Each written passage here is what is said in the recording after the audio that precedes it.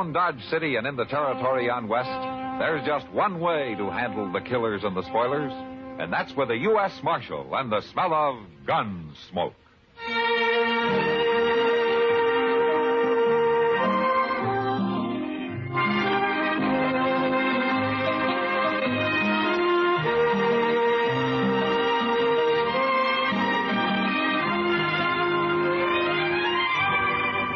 Gunsmoke, starring William Conrad. The story of the violence that moved west with young America. And the story of a man who moved with it. I'm that man. Matt Dillon, United States Marshal. The first man they look for and the last they want to meet. It's a chancy job, and it makes a man watchful. And a little lonely.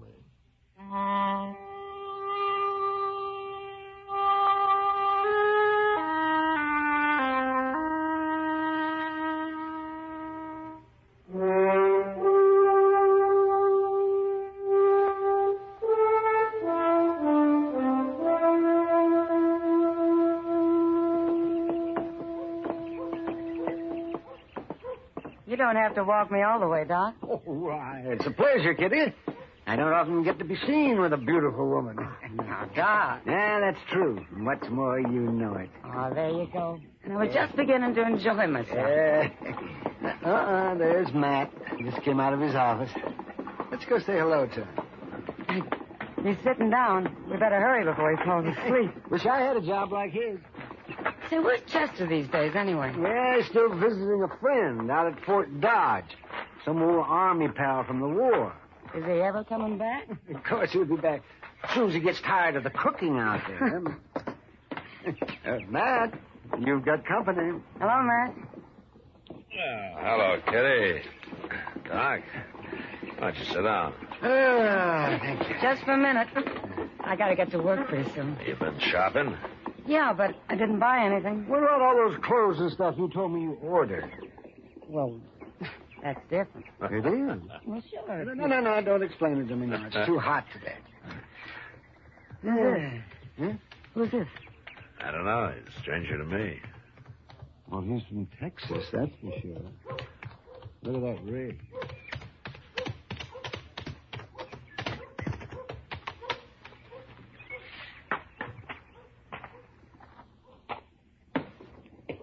I'm looking for a U.S. Marshal. You're wearing a star. Maybe you're him. Sit down, stranger. You Matt Dillon? That's right. Oh. Well, I'm Phil Jacks, Marshal. With a herd of 3,000 San Saba cattle, about 5 days' drive from here. Name of the trail boss is Dolph Quince. Dolph Quince? Well, he was in here last year. Give him my regards, will you? Well, he says for you to ride back with me, Marshal. What? That's all he said. Me to bring you back. Well, can't you tell me what it's all about? It's about Kansas, Marshal. Kansas? We don't like it. Oh, you're running into trouble, huh? We're about to quit driving cattle and turn into an army, Marshal. Yeah. You go get yourself a drink, Jacks. Meet me here in about a half hour. I'll go with you.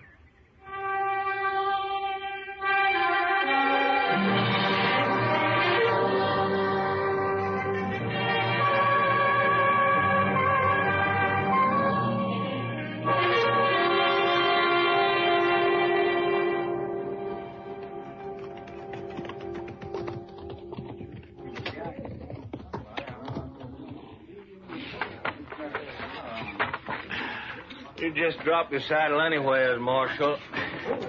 I'll turn your horse in with a remuda. Yeah. All right. Thanks, Jacks. I will. And Dolph Quince will be over there by the fire somewhere. Okay. I'll find it.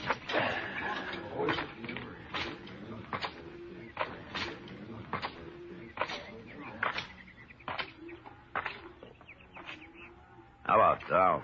How are you, Marshal? Good to see you again. Hey, it's fresh meat in camp. Ask the cook for a plate. Oh, thanks. I will. Well, now, I'll go with you. I need some more coffee. You like buffalo veal? Huh? One of the boys wrote and shot a calf this morning. Sure, I like it fine. Guess it was buffalo that scared our horses last night. Whole remuda broke loose. Hey, cook, give this man a plate of meat. Yeah, sure thing, Dolph. Yeah, it looks mighty good, doesn't it? Give me some coffee, will you? Yeah. Thank you. Sure. Nestor woman came to the bed ground before daylight this morning and asked if we had any little calves that had been dropped during the night. She probably picks up calves from all the herds that pass this way. We'd have to get rid of them anyway. So I'll let her have them, even if she was a Kansan. Oh? You know, if it had been a Kansas man asked for calves, I don't think I could have talked these boys into allowing it. Oh, is that so? It sure is, Marshal. Tell me, Doc, have you seen any Kansas Jayhawkers on the way up? How'd you know? That's a pretty good guess. 2 nights ago, some of them Jayhawkers managed to sneak up on Snyder over there when he was out on guard. They stripped him and flogged him and stampeded the cattle. We had our hands full for the next few hours, or we might have caught up with them. Any trouble since? Well, not yet. You know, Dolph, the ordinary Kansan hates Jayhawkers as much as you do. There's nothing but shifty, murderous criminals. They got started on the Missouri border during the war, and they got the taste of blood in their mouths. And now it's like they got no place to go. We can show them a place. Well, they're bandits, that's all. You got bandits in Texas, but that doesn't make every Texan one, does it? It's kind of hard to make the men see it that way, Marshal. Well, I know it is. I just hope they understand it before a regular war breaks out.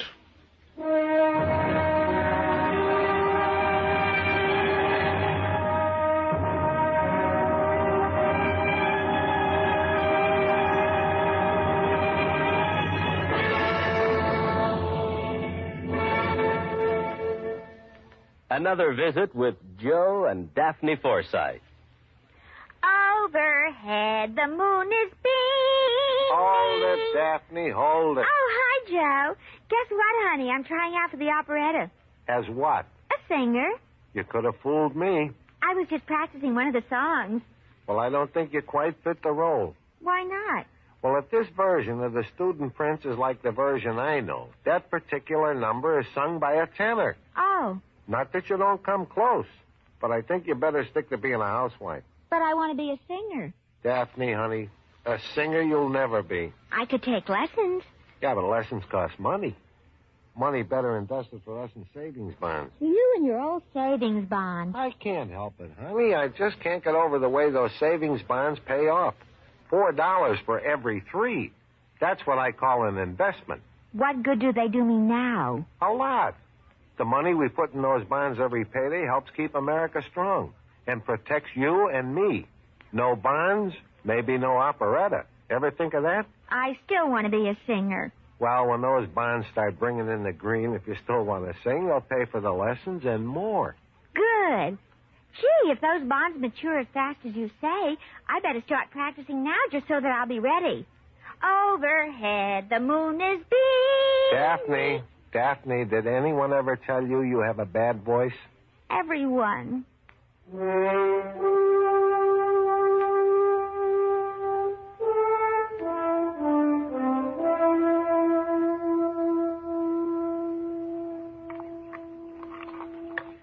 Hello, Dolph. Marshal. Jax?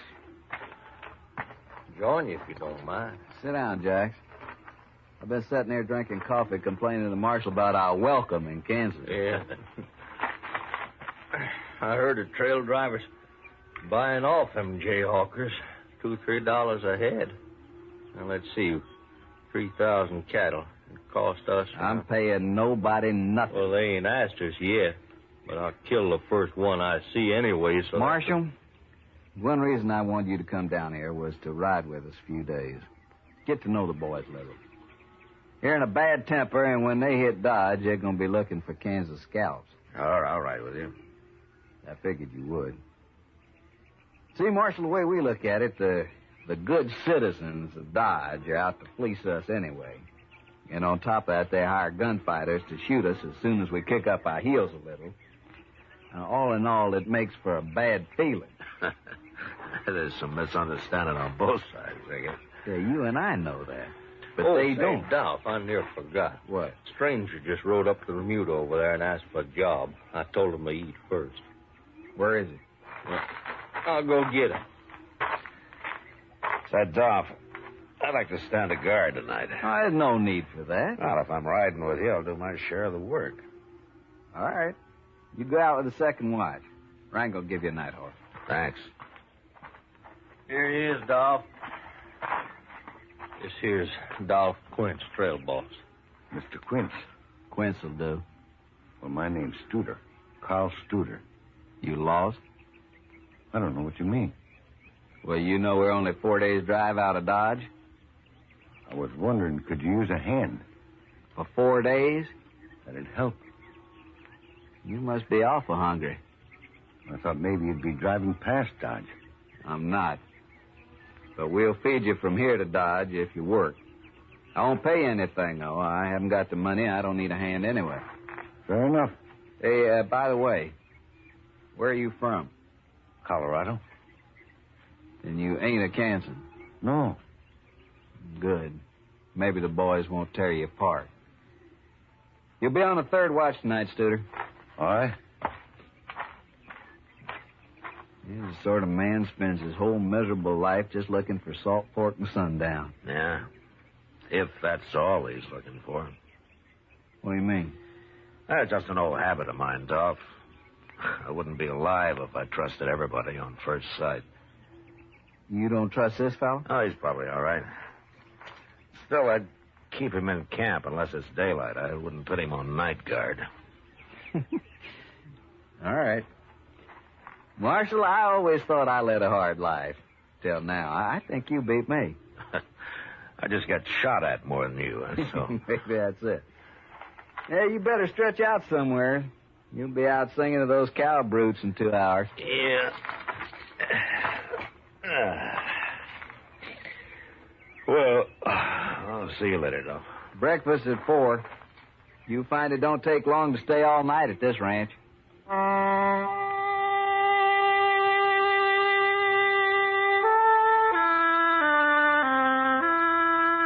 I didn't have much chance that night to get to know the boys on guard. 2 of us rode around the herd in opposite directions, singing or humming a little to let the cattle know where we were. And after 2 hours, we were relieved by the third watch. But at breakfast the next morning, the men treated me a little less like a gunfighter hired to shoot them when they got to Dodge.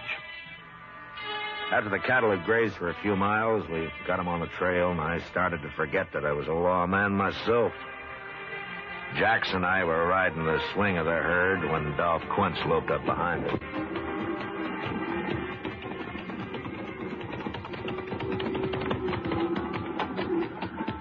Hey, how's it feel to be a trailhand, Marshal? There's nothing to it if I could sleep all winter like you do. Where would you spend your money? I already offered to trade jobs with him, Dolph. Hey, look, you 2 crossed the Cimarron yesterday. What's it like? The water's gone down. You won't have any trouble. I was also thinking about the sand. Well, it would sound where we were, Dolph. And then we'll cross right there. You go up ahead and ride point, Jack, and lead us to it. All right. Take that new fella Studer with you. I don't need him. I want him up front where I can see him. Oh, okay.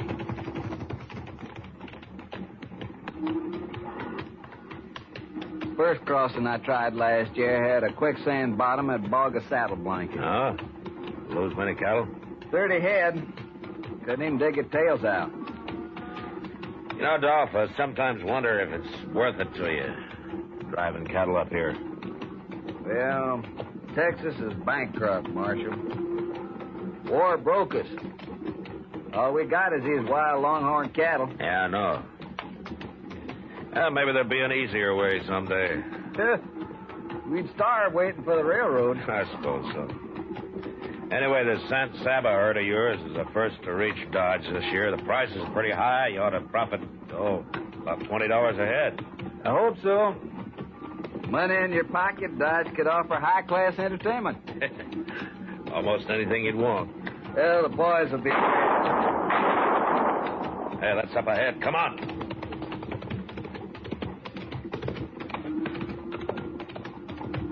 Look, he's got a blanket. He's starting to stampede. Yeah. Is that Jack's horse running loose? Yeah, and here's Jack's lying on the ground. They shot him, Marshal. That man with the blanket, that's Studer. I'm going after him, Dolph. You take care of Jax. There go the cattle. They're off. Get him, Marshal. Get him alive. I'll get him.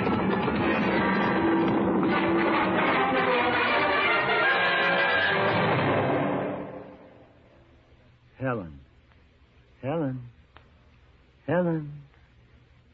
Hi there. What are you doing? I'm memorizing my wife's name. You, a memory expert? What happened? I called her Joanne. Oh. Yeah, I was nearly a hospital case. Which brings us to the subject of Medicare. I knew you'd work it in somehow. Why not? Sooner or later, Medicare comes into the lives of every serviceman and his dependents. Well, you sure got it into mine a lot. Excuse me, I got to get back to my memory work. Hazel. You know, I've got a hunch somebody is going to need medical care real soon. To learn how Medicare helps your family, get the pamphlet Dependents Medical Care Program. Maryland.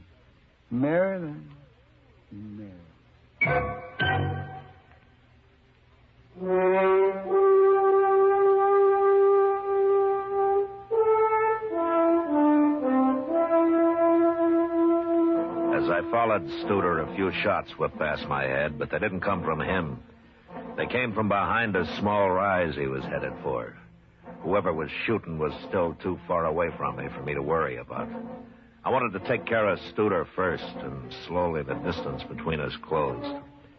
I pulled my rifle out of the boot and I snapped one off at him. He threw up his hands and pitched forward out of the saddle. I glanced at him as I rode past and crossed him off as one Jayhawker less. And when I reached the rise, I jumped off of my horse and I ran up it on foot. And near the top, I got down and I crawled. When I poked my head over, there was only one man in sight. The other Jayhawkers, if there'd been any, had disappeared. This one was afoot and running for his horse. So I took my time and I put a shot into the cantle of his saddle. Horse bolted and the man dropped behind a rock and lay there. He was only half covered, so I stood up. A step at a time, I started toward him down the hill. That's far enough, mister. Going back. You're in pistol range now. All right, fella, put down and come forward. All I want's a horse. Now get out of here.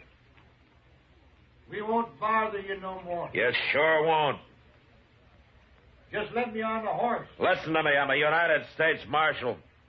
You give up, and I promise you there'll be no lynching. You'll get a fair trial. No. If you don't give up, you're gonna die right where you are. Let me go. I'm warning you. I'm coming after you. No.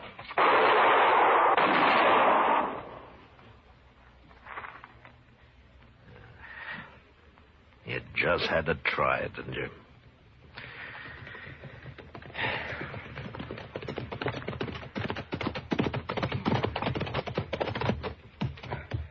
You leave a bloody trail, Marshal. Yeah. I brought Snyder with me. After the whipping they gave me the other night, I figured he deserved to be in on this. Guess I'm too late. Looks like the marshal's done taking care of everybody. Be glad you don't have to kill a man, son. I don't think I'd mind, Marshal. Yeah, I know. Tell me, Dolph, how's Jax? There. No. Dude shot him in the back of the head. He was a good man. Boys have got the lead cattle turned. They'll let them mill around for now and then graze them out. Good. Snyder, I left my horse over the rise there. Would you get him for me? Yeah, sure.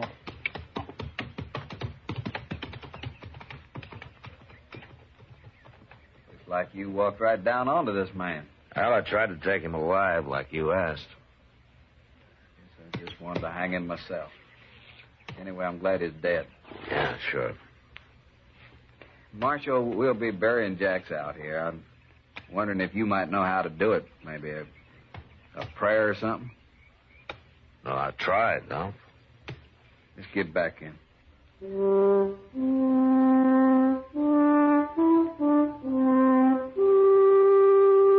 got back to where Jacks had fallen, the cook had driven the chuck wagon up and was busy fixing coffee for the men, even though it was far from noon. The cattle were spread out and feeding now, and one by one the men rode up, sober, quiet. With just a glance at Jacks where he lay covered by his saddle blanket. A grave was soon dug, and with the end gate of the chuck wagon for a headstone, Phil Jacks was placed in the ground and covered with prairie earth. Their hats in their hands, the Texas men had watched the service in silence.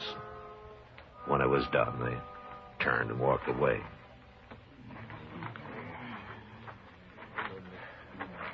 Oh, Snyder. Yeah? I want you to do something for me, huh? What? Well, I smuggled a quart of wagon yard whiskey out of Dodge when I came down here. The cook's got it hid in the chuck wagon. Well, now, Marshal. It's not much, but it'll cut the alkali in your drinking water. Why don't you get it and pass it out to the men, huh? Mighty decent of you, Marshal. Always wants a drink of the Marshal's whiskey. Get on over to the chuck wagon.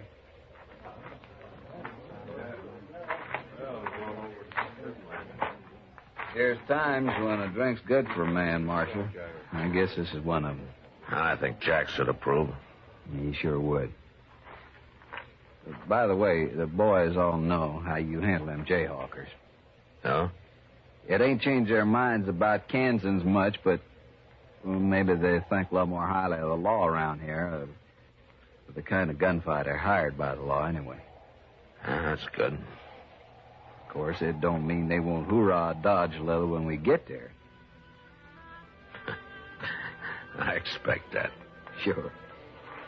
Come on, we got a drink coming out of that bottle, too.